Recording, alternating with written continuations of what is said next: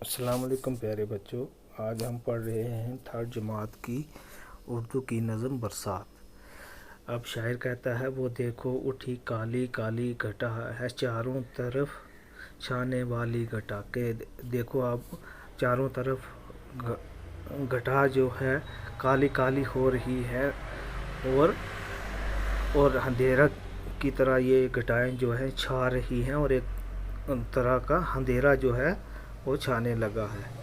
اس کے بعد شاعر کہتا ہے گھٹا کے جو آنے کی آہٹ ہوئی، ہوا میں بھی ایک سنسناہٹ ہوئی۔ کہتا ہے شاعر نے فرمایا کہ جب بارش ہونے کے کچھ آثار لگے ہمیں، تو جب بارش ہونے سے پہلے ہمیں پتہ چل جاتا ہے، جیسے ہوا میں تھوڑی تیز ہونے لگتی ہے اور ہوا بھی تھوڑی ٹھنڈی ہونے لگتی ہے۔ گھٹا آن کے مینے پہ برس گئی۔ کہتا ہے کہ جو اب وہ گھٹا تھی وہ بارش میں بدل کر آ کر آہستہ آہستہ وہ برسنے لگی ہے۔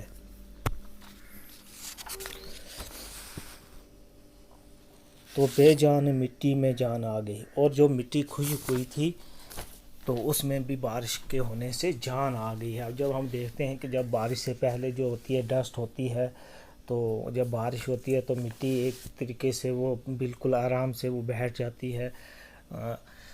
اس کے بعد ہے گھٹا زمین پہ سبز سے لہرانے لگی، زمین سبزے سے لہرانے لگی۔ اور جب بارش ہو گئی تو زمین میں جو گھاس تھا اس کو بھی پانی ملا بارش کی وجہ سے، اور وہ گھاس تھوڑا بڑا ہوا، پھر وہ لہرانے لگا ہے۔